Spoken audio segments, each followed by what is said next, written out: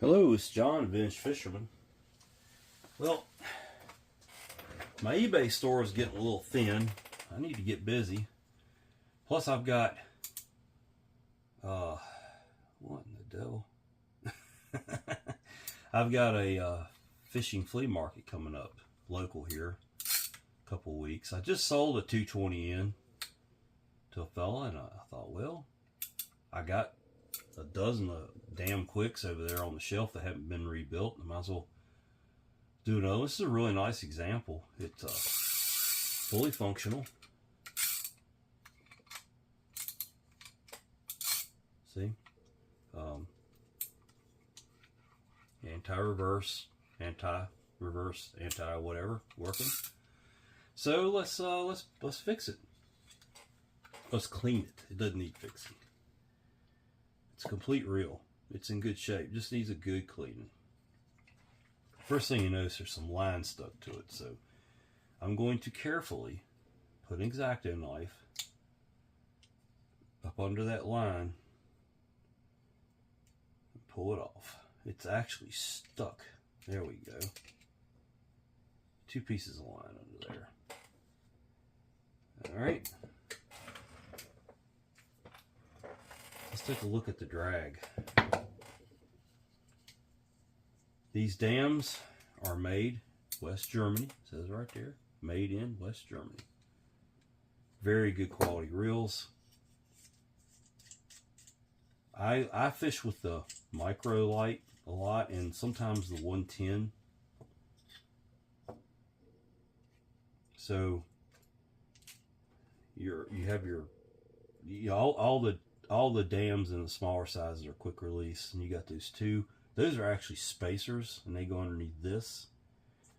And there's your knob. That's a signature of the D.A.M quick, is the red knob. Pflueger did that too, so don't get too confused with that. You got a heavy snap ring right here. Heavy snap ring. There's a hog ring. I grew up on a farm. That's what we put in a hog's nose, keep it from getting out of its pen. I know a few people would never get out of a pen either. They got them nose rings. I'm like, well, I'm an old farmer, you know. I look at them, I think, well, put them in a pen, they'll never root their way out. Whatever. So anyway, I got the drag here. That was first. Then, let's see, was it like that? Well, I'll look at the schematic because I got it out of order. That's okay though.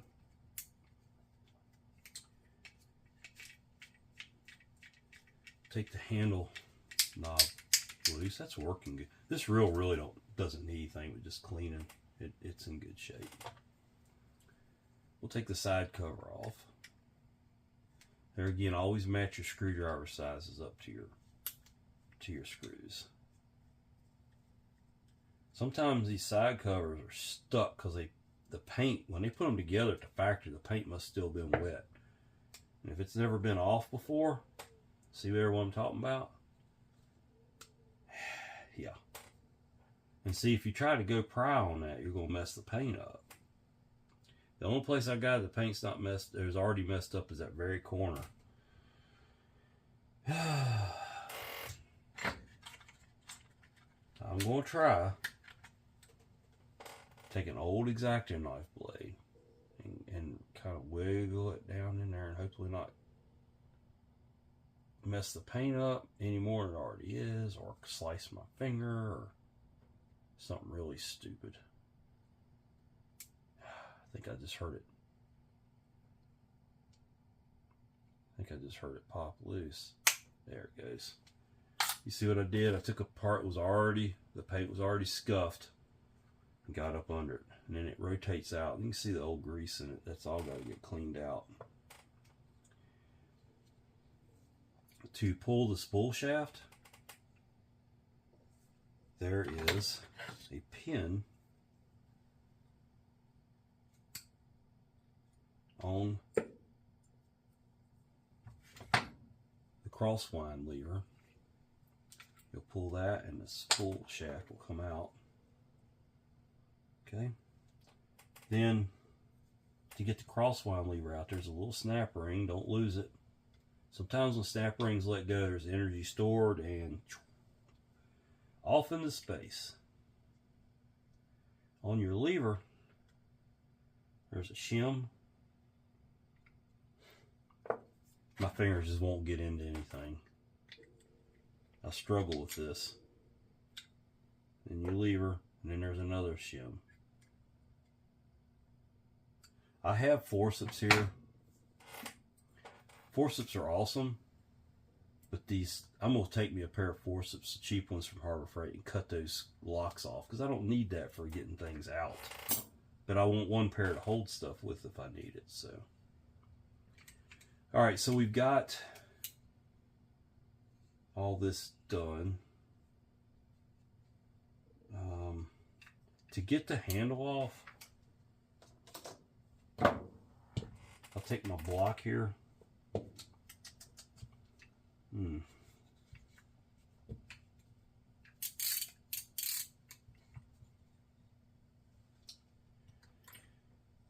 Match up your pin pusher or pin driver size to the pin. I'll take this thing out anti-reverse. Lay it over something solid. I got this little hammer. This hammer came out of a gun repair kit, and it's got punches and stuff with it too. I use this on firearms and fishing reels. It's non-marring. Brass will mess paint up. Brass should not mess anything metal up. It will mess up aluminum. Brass is harder than aluminum, but brass is softer than steel. And then it's got a Delrin inside, or a whatever you call it. And you know, that doesn't hurt much of anything. But when you're doing these pins, you just hit it with the brass side. And if I have to go to a bigger hammer, I have those too. But that pin came out and then stuck. That's kind of cool. Take your handle off. It's got a wavy washer. This unthreads.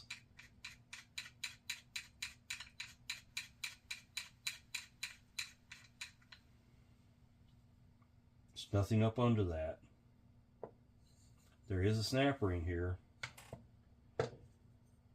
Get a hold of it with your fingers, because when it comes loose, it has a tendency to fly. There is a shim, and then the gear comes out. There you go. We'll scrape all that crud off of there. To take the rotor off, watch it, it's probably going to be a 12 millimeter. Hope I got a 12 out here.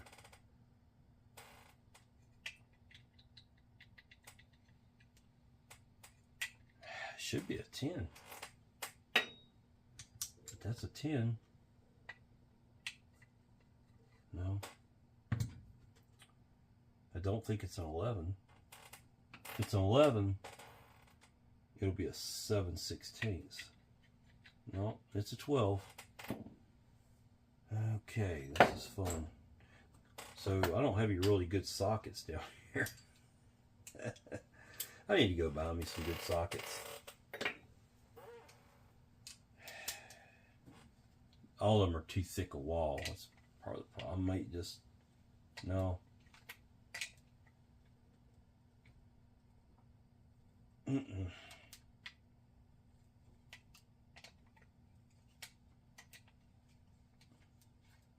There it goes.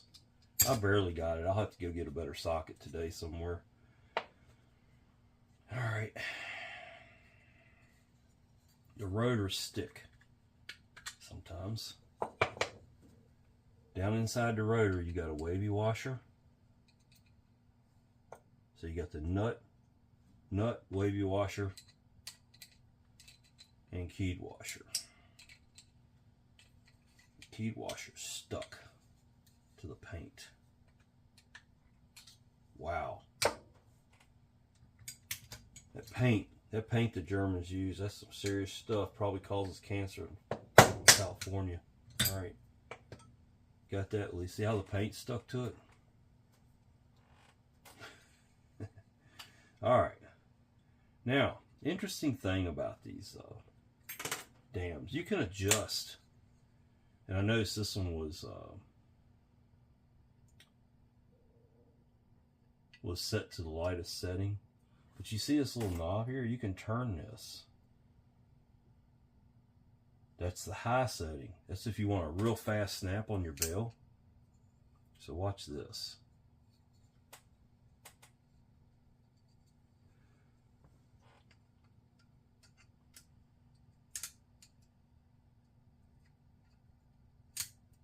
Okay, and you can set it to the lightest setting. See there, it's a little screw, and then you can fire it. I didn't see a lot of difference. Of course, this thing's gummy too. It was set at medium. It's about the same. I like them set on high. I like my bells to snap really hard. So I set all my D.A.Ms to high. Yeah, that's an interesting feature of the D.A.M Quicks. I don't take all this apart. I do take the springs out, of course. So we're going to take the rotor apart, and then we'll finish taking the body apart. So you take that lock acorn nut off of there. It's not a locking nut, it's the acorn nut. I keep everything that goes as a rotor together. Not that it matters, there's not a lot of parts on these reels. Take this off. That roller should be free. If it's not, you got work to do. Your bell spring is under here. So remember, when you set it, it's going to go right here, but you don't really have anything to set on these reels. I really like these reels. This screwdriver will work on these, but see, there's a little bit of what I do is take a pin reel wrench and put it in there, and that way it fits perfectly, and you don't have to worry about butterflying that screw that you have to look at the rest of your life because you butterflied it, and it reminds you every time you go to cast, I screwed that screw up. Okay, look how easy that was. Over here, same thing. Now this one doesn't have a spring under it. You just got that locking mechanism. This one here feels loose, but I don't think it is. It just feels that way. Take that screw loose. I don't think there's any difference in these screws. We'll find out. Actually, there might be. Let's see what it looks like when we get it out of here.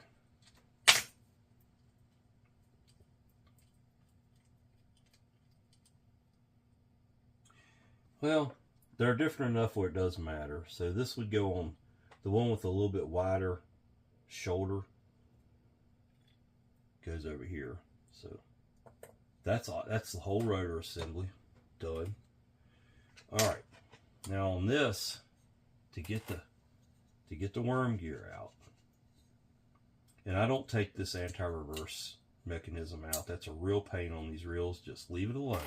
Listen to me. If it's not missing a part, leave it alone. If it works, leave it alone. If it doesn't work, soak it with penetrating oil. Over here, you got a snap ring. Keep your fingers over it. You see how that just did that? Unless you're using some really high quality snap ring pliers, a snap ring will go into orbit. So you had snap ring, wavy washer. Now, if it gets stuck and don't want to come out, you can put your rotor nut back on. It'll give you something to grip. If it won't come out then, you can take your pliers. Look how I'm going to do this. Put your pliers right up under there. And it still don't want to come out. Oh, it's stuck. I see what the problem is. Now it should come out. There it goes. Just give it a little pry. That shim was sticking it. That happens. The shim got caught into the snap ring groove. That's the whole entire reel. I do not take these bearings off of here. I clean. You can press that bearing off. There's no need. It's in good shape. It's a little noisy, but when I get it clean, it won't be noisy anymore. I will soak this piece in WD-40 and scrub it out good, blow it out good, put fresh oil in it, and it'll be good as new. That's the whole reel, folks. At this point, what I will do is I'll take my rag I've been using to clean my hands with, and I get all this old mud out of it, this old grease that's just dried up. You see how dry that was? And that way when I go to put it in a parts washer, it'll take the very little bit of it that's left out easily. Yeah. This reel's in really good shape. I don't really see any problems with it. I'll have to scrub that. The lever, that's not really dried up, but it should come off pretty good in the washer.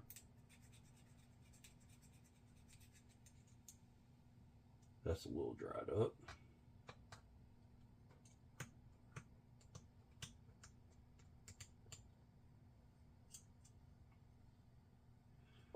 And you got the cover. It's got clumps of dried up grease in it. So what causes grease to dry up? Well, age. You know, it loses its oil out of it. The oil evaporates out of it. The only thing's left is the paraffin.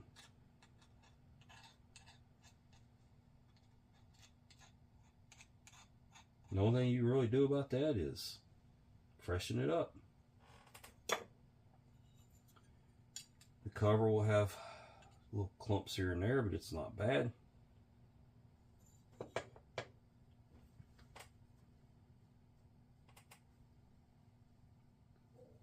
And that's the reel, folks. That's it. To help loosen this stuff up before I put it in the parts washer, just soak these greasy parts down.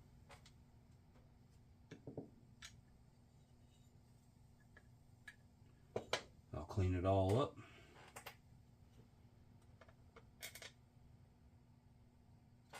Scrub it by hand. When I come back, we'll put this nice old 220N back together. This one has a neat feature. It's got the line filler on it. This is from D.A.M. They put them on there. It's just a plastic collar. It goes around the inside. That way you can put, like, let's say this reel is probably made for probably 6, 8, 10 pound test. Well, or maybe it's 8, 10, 12. I don't know. I'd have to look it up what's recommended. But, you know, modern reels, they put it on there. The older reels, they didn't. So you had to look it up. But they put this filler on there, so if you wanted to run 6 pound or 8 pound, whatever the lightest test was, you didn't have to put 5,000 yards of it on there to fill the spool up if you cast it far. Those Germans are smart. They aggravate me when it comes to mechanical things like engines. But they made some of the best reels in the world. Damn quicks. I'll be back. All right, I'm back. I've finally got around to cleaning this thing up. It's been a busy last few days. I am getting ready for a local fishing flea market this Saturday. So I got a bunch of reels and a couple of rods, mostly reels. I don't sell too many, buy and sell too many rods. Then I'm getting ready. So, I told you I was going to find a schematic on this thing. Not because of anything other than I forgot how this goes together. And the 220 is a little different.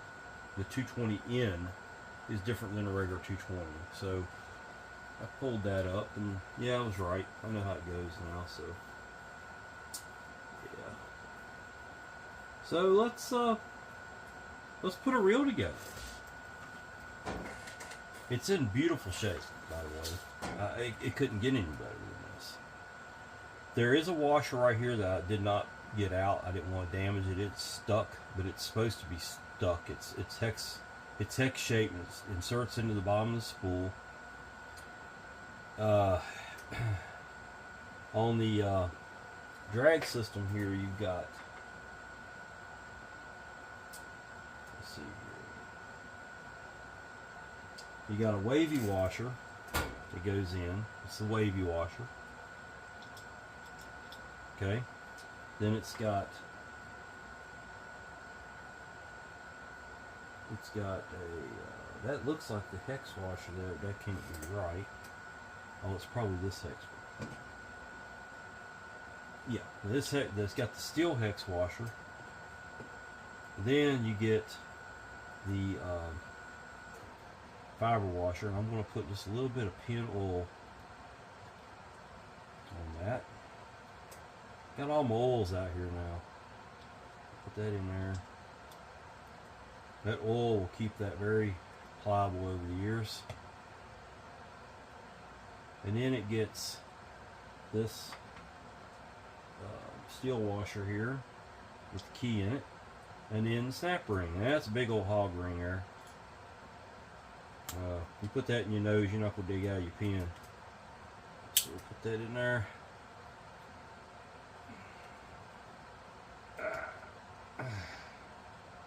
Yeah, that one's in there. Let's see if I can't punch a hole in my hand or some crazy stuff. Alright, there we go. That's good. That's that. Now, it goes on here. You got a brass washer.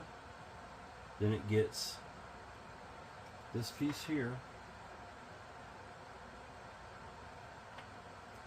Then it shows another brass washer.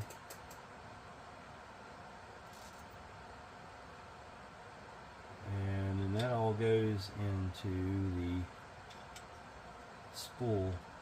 For some reason it's getting stuck on me. There we go. A little bit of grease. And the signature red D.A.M quick spool knob. That's how you know you got a D.A.M. Alright, that's together. Now, let's do the spool. Remember I was showing you before, you can adjust the spring tension on that, on the spool bail, or the bail wire release. And it's this thing here, it's a cam, and you got an adjuster in there, and it actually lets you go from, it's actually marked light, medium, and high. Okay, I got it on high, so that's the highest setting. We're going to go ahead and put some grease right here. We'll put this, the bail spring, which looks brand new, will go in there like that. This just rides. You don't have to set it. Best bail spring design in the world. You got two screws. The one with the thinnest side on it goes on the side with the bail wire. And let me get my wrench here.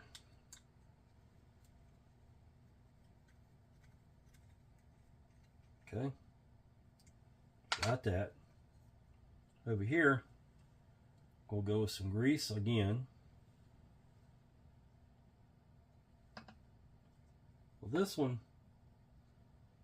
you only go one way.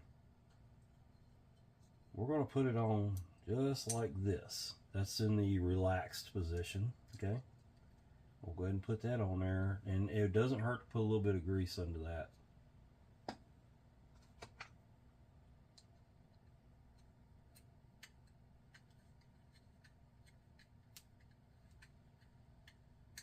Okay, now we're going to push this pin in, bring this bail right to there. Okay, well, about right back where we started, basically. Now, a little drop of, I want this special mix oil here. And it will get the roller. The roller is an hourglass shape, but the largest diameter goes towards the bail arm. like that. I got something wrong on this. I don't go there yet.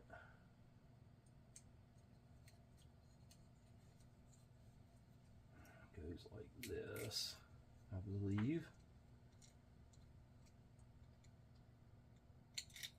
Could be wrong. And then a little, just a dab, because this could be used in salt water. It's that transition size. You could use it for inshore. You might be in some brackish, and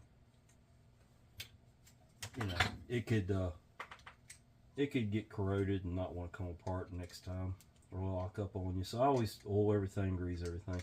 You don't want to over tighten this. You just don't want that bail arm or the bail wire to rock on the bail arm. So somewhere about right in there. So that's the bail in the cast position, and let's just show you how this works. Watch this. If I trip that, it should flip right around. This one trips the bail right here on this. Like, see how it's caught right there in the cast position, and it spins around. It's going to catch that and release the bail back to the cranking position. That's done. Okay. Cleaned this up. Look how smooth that bearing is. To be as old as this reel is, it's glass smooth. Real proud of that. We'll put this in next. I always grease the bushing end down here where the worm gear goes into, and I give it a little bit of grease right in here where the bearing slides in there, so it's easier to get out next time. Slide it in. Watch it go in there. Okay. Now it got the shield, and I oiled that bearing. I don't normally grease those bearings, and I don't put bearings in my ultrasonic. Then it took a wavy washer, and then it's going to get snap ring. Hold on to the snap ring with your finger. You don't want that thing to go flying. You can find that one, it's big enough, but it's still a pain to spend an hour of your life looking all over the floor. If you've got carpet, I feel bad for you. It's even worse. I'm working in a workshop that has it's got treated floors, and it's got the garage type floor. And that doesn't seem like that wanted to seat all the way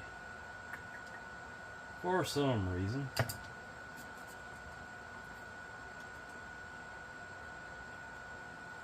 Did not see all the way.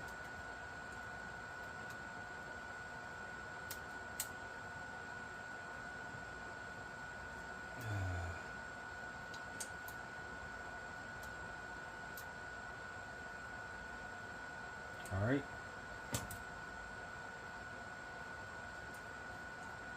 Now down in here, you got this mechanism to bail trip. We're gonna lubricate all that with the pin lube, which is, it's clear. Put some pin lube on there. Okay.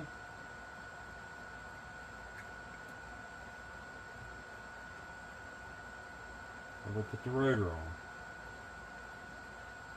Rotor. Let's grease it up just a little bit. Rotor will slide down on there, and you got to get your key on it. So hold your worm gear. This is your key drive. Go down in there, and you can seat it in. Okay.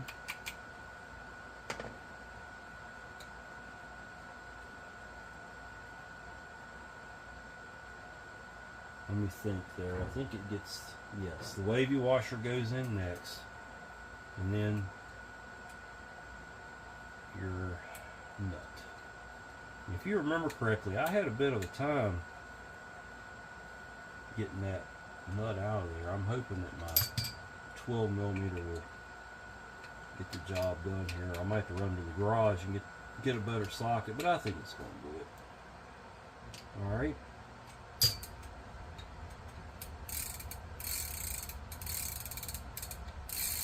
Yeah, that sounds good. It's nice and smooth. Alright, we're moving right along here. I'm going to grease that worm gear up really good. Don't have to overdo it, but you don't want it to be dry. You don't want it oozing out everywhere either. Rotate your rotor around as you're putting it in there. We're good with that.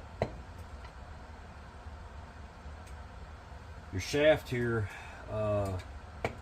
it did not have any shims on it. We'll put a little bit of grease on it. Now your worm gear's got grease, so you don't have to kill it on this thing. You're already in pretty good shape.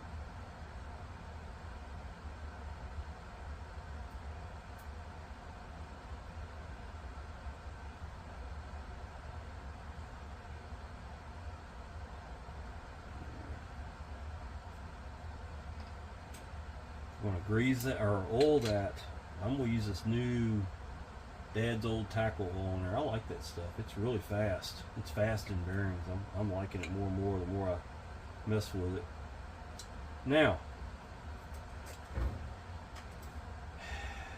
the handle. You got a shim. Went down in there. And then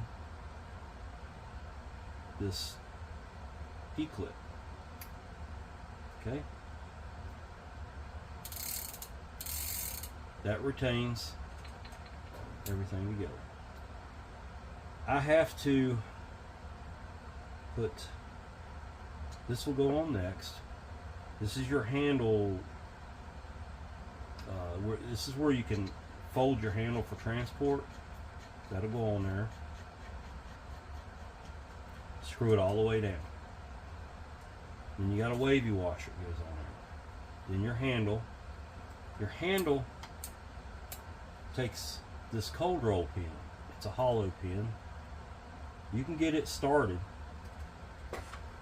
It'll go in one side just a little bit easier than go in the other. You don't want to drive it in there yet. Just get it started. Alright. Line it up on the hole. I'm going to use my block here. Might be a little hard to do. I believe when I took this apart I had the rotor off of it. I can't really remember now though. We're going to try it. Yeah, see it's hitting the, you got to get it lined up just right. I'll tell you what, I'm going to put it, y'all can't see me. I'm invisible. I'm just kidding. I'm out here on the edge of the bench where I've got a nice soft block of wood to hammer on. So you'll hammer it in, and you'll see how it's all the way in there. Well, just take this, run it up. Okay. Look at those gears, by the way. Look how stout those gears are. These are great reels. Okay. Next thing is your cross wind. A little bit of grease. Actually, you can just kind of smear some of it around. You already got up in there.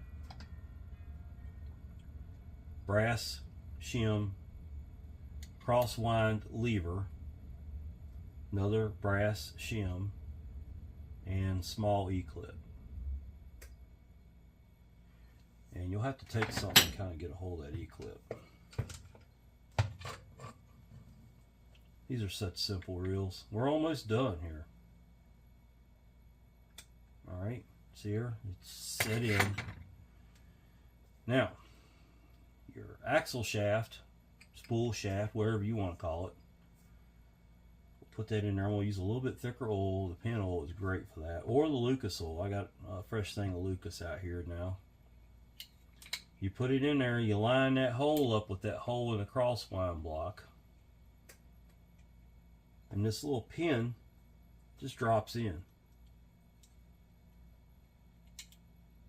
Just like that. The cover keeps that pin from walking out. You see where that is? Now watch this. See how that works? Isn't that cool? I love this stuff. This is a really beautiful reel. I'm not sure if I'm going to sell it or not. It's nice enough to be in my own collection. I don't always want to let go of all of them. We'll see.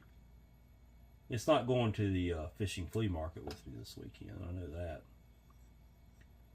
For your cover, there's a tab that slides up into the back of the housing there where the rotor goes. You got one screw.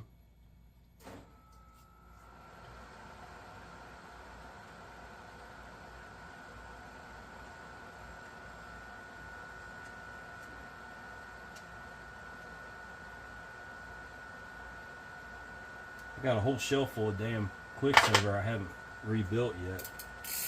There'll be more coming up in the future. We'll oil the handle there, get some in the pivot points here.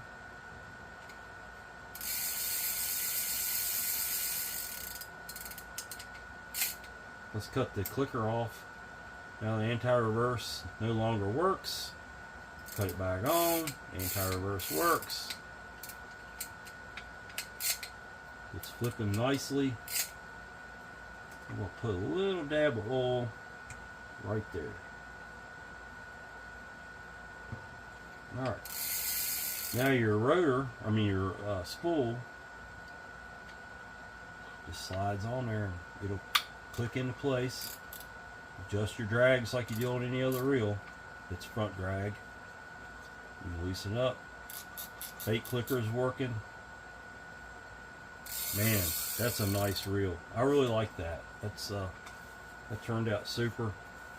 No problems with it. It just all came apart and went back together just like a brand new reel. And it basically is brand new. I do believe it will go into my collection. One of the cleanest 220 ends I've seen in a long time. Just got those two scuff marks. That's all it's got. Well, let me show you something about scuff marks. Well, I got you as a captive audience here. Let's show you what you can do when you got a black reel and you got scuff marks. Take you a Q-tip and some denatured alcohol. Get that Q-tip nice and wet with alcohol. Okay. Then shut it so we don't have any kind of a fire hazard there. And back there on the back where it's scuffed, clean it off good. I shouldn't teach y'all all my secrets, but I am. Clean it off good. Take a black Sharpie.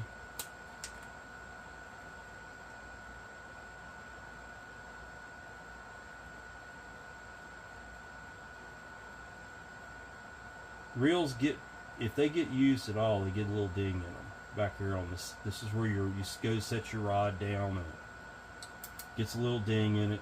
There's a couple little places right here. We'll clean those also.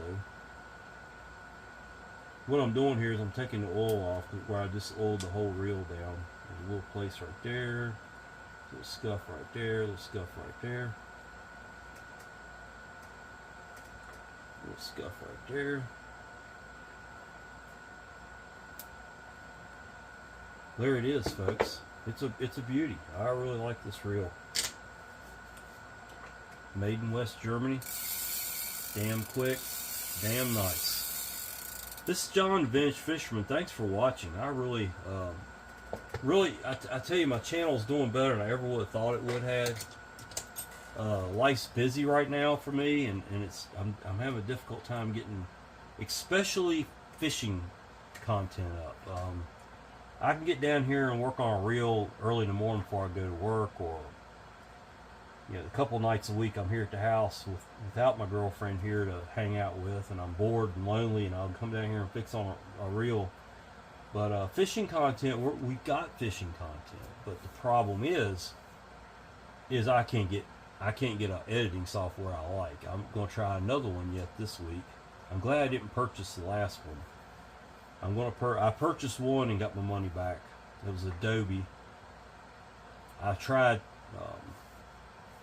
Power Director, which works really well on my phone. That's what I'm using right now for this. But for the GoPro footage and fishing and trying to cut clips of just catching fish out, it drove me bananas. So I'm still working on it. Hang in there. If you're waiting on fishing content, you might get a whole bunch of fishing trips all together. I know we're going to try for some after the fishing flea market Saturday, and that's going to be at a local tackle bait shop. And I'm going to purchase some minnows. We'll try to keep them alive overnight. Sunday morning we'll get up early and go hit the Roanoke River, try to catch some stripers coming up out of Smith Mountain Lake. And at the very minimum we'll catch some white bass. And that's some awesome fishing, and all you need is some live minnows for either one. And we're actually going to try we're going to go ultralight. I'm going to take 2 ultralights and two bass setups and just see what we get into with it. But you know, like I said, the fishing content will come. We're not quite there yet. So with the editing, I'm working on it. But anyway, it's John Vintage Fisherman. Please like the video if you liked it. Subscribe to my channel if you want to see some more. It doesn't cost you anything. It sure does help me. Y'all take care.